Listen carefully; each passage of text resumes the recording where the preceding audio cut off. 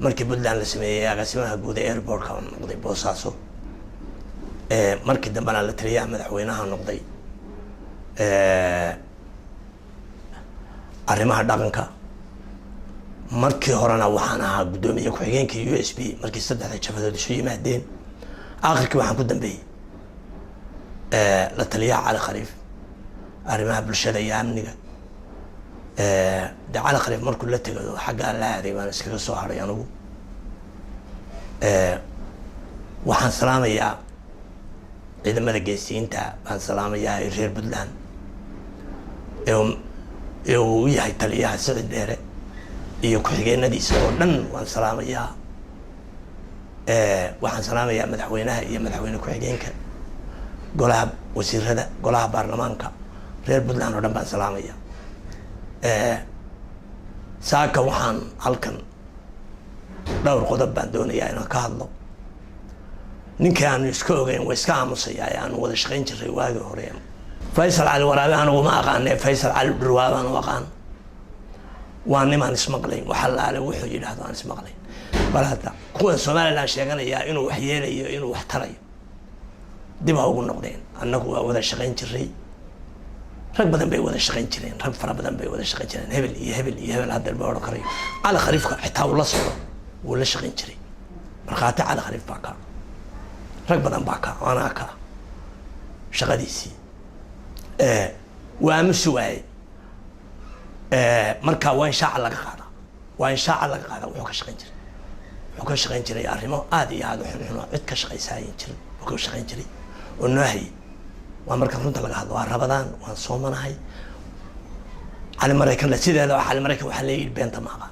beenta iyo warwareeg iyo laaluushka iyo waxa la isiyo ma aqaan madaxweynaha Puntland hadeerto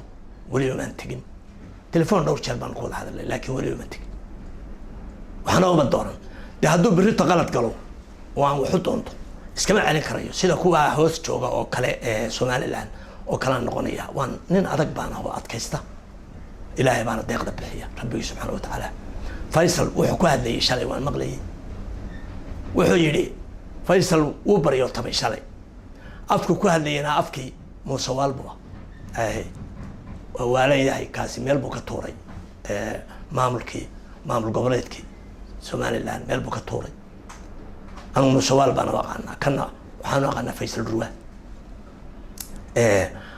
waa isku nin waxa uu yiraahdo Faysal isaga yiraahdo waa codkiisii weeye Muuse Walbo wuxuu yiri waanu abhinayna xaguu jooga markuu abhinay meesha uu joogo waxge garow jooga meesha uu leeyahay waa ku abhinay wuxuu kaloo yiri wadaadadoodu ma hadlaan oo wadaadadoodu qabyaaladii bay jeebka ku wataan wadaadada hadda aad iyo aad loo dhageystaa laba wadaad baa aad loo dhageystaa midna waxa la yiraahdaa Mustafa midna waxa la dir wala lagama maqal waynu qaldanahay ma lagama maqal dal aynaan lahayn baynu ku soconaa lagama maqal dawlad ma nihin lagama maqal waxa laale iyo waxa dunyada wax laga maqlay ma jiro aniga waxaan yaabanahay kuwa dhageysanayaan la yaaba aad baan uga xumaa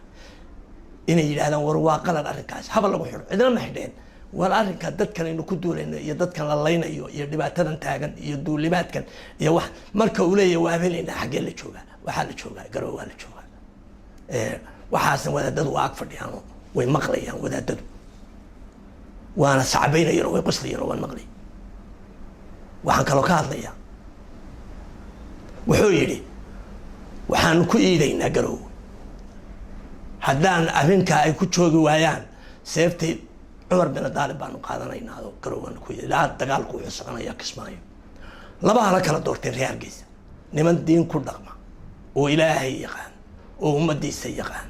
oo hadii ay baydanka leeyahay diinta ku dhaqma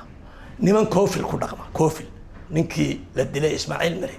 uu gabeeyay niman ku dhaqma oo yiraahdo xadka Ingiriiska baan siiyay maalin timid baa lahaa reerka sheeganaya dhubaanta socod ku xar la yiraahdo baa lahaa waxaan siiyay Cabdillaahi Yuusuf iyo Cadde iyo Itoobiya la siiyay la sano waxaasi bal wax loo dirsanaya aad baan uga xumahay aad baan uga xumahay horta maanta meeshii aan doonayay bay taagantay Puntland waxaan u samaysanay marka xaaladdu adkaato inay hoggaanka ku soo dhafato markii ciidamadii SNMtu ay soo gaadheen meesha la tukara yaa hoggaanka lagu soo dhuftay maantana meelay ka baxaan male waxaan ka codsanayaa iyaguna inay isu soo dhiibaan dalku waa dalkoodii inay isu soo dhiibaan Puntland baan ka codsanayaa si kale ay ku badbaadi karaan ma jirto waxaan ka hadlayaa oo gudbayaa reer Sool oo dagaalka waad gasheen aad baad u mahadsantihiin 100% intii hore haddaad ka warwareegayseen maanta labada cagood iyo labada gamcoodba waad geliseen waxa weeye barbarka ay ka baxdaa waa bakay la qaleen intaas intaan ka gudbaya qodobka saddexaad farmaajo ma rabno inuu haddii ay beedanka leeyahay qabyaalad iyo wax aan soconayno ugu heli wali gobolka Sool intii dad lagu leeyay intii dhibaato ka socotay intii mudaharaad ka socday intii jeelasho ku jiraan miyuusan ogeyn maalintii la doortay kuwii u sacabeynaya durbaanka u tumay inay dumaradii ragiba jeelasho ku jiraan miyuusan ogeyn maantuba lacag lagu siiyay 1 milyan buu siiyay oo dollar musabixi qaxootina ma yaqaan dad qaadayna ma yaqaanee rasaas buu noo soo siistay rasaastii macna ma leh waxaasina wax qiimo leh waxa weeye haddii wadaadda loo dhibo iyo haddii guddi loo dhibo waxba ma ahaatee laakiin isagaa gacanta laga saar isagaa wadaada isagaa guddiya isagaa madaxweynaha isagaa ra'iisul wasaaraha isagaa lacagta farta laga saar musabixina inuusan u gudbinayn qaxooti ilaahay iyo ummadiisa waagiisa suura gelimayso waxa weeye aad iyo aad xaqa aanu leenahay baanu farmaajo doonayna ma waxaa doonaysaa inaanu kaa hor nimaadno oo Puntland kaa hor timaado Puntland way xoreynaysaa gobolka Sool iyo agagaarkiisaba waxaanu ka tashanaynaa inaanu kaala noqono kalsoonida baanu ka tashanaynaa wali adoo hadalaya adoo gobolka maxaa ka jira gobolka dhibaato ka jirta maxaa gobolka Saalo malaa wuxuu doortay xogaaga baarlamaanka ee saaqi ku jira meesha yuusley waa ku codaynaya kuwa iyagu fataatiir ma hadda fataatiir maalinta dhoweedna waa ku codeeyeen markii aad gudoomiyaha ridaysay la gudoomiyaha waa koogaay way ku codeeyeen waxaan ka hadlayaa ku noqonaya Faysal Waraabe iyo Muuse Waal meesha aad gashaan baynu eegin nin reer hagar oo la yiraahdo Ahmed la yiraahdo waxa la yiraahdaa Ahmed Horan باقولا لا يسقطي ريال كركنا وريالها عاد فانك بدنه ده وأنا نملا لانديرات وأنا كيجي حبين كلي هذا أنا بايلا حق بدن بوحي يجي قال يشوه شوي وحي يجي إلى كون وحاقنا إلى وضد كلا سبيس أي حلينا ما أنت ما مريد كنت حتى إذا الصومال لا بك حناقين يواقعني هذا هرتبا مني دارودنا مني ما بنهم بقى حتى إذا كحناقين واقعني دبت بهذا إذا وحناقين waxaan ka hadlayaa Faysal Waraaban ku noqonaya wuxuu yiri dhulbaahanta dilka laga deyn maayo waa qodobkii ugu dambeeyay dhulbaahanta dilka laga deyn maayo ilaahay lacagta qaataan Soomaaliland iyo ilaahay cashuurta bixiyaan markaati ilaahay waxaad ka aataan inay loo hayo Mustafa ragaa la laayay Faysal inuu laayay oo isaaq laayay oo Soomaaliland laysay wixii madaxa loo doortay oo dhan inuu tuurta ku qaatay وأنا لقى قويني يا هذه لا نفتي يداي وعن سلامة يا رير بدلان رمضان كريم تنبي مقلن آد باني دي سلامة يا ورباهن ترير بدلان ورنا وان سلامة يا ليرتا يا أرجع يا عوسك يا أمد ووايرك تمان تيني بدلان ليهاي سول يا سناجي عيني بدلان والله عركا واللوجيا رير بوهر لي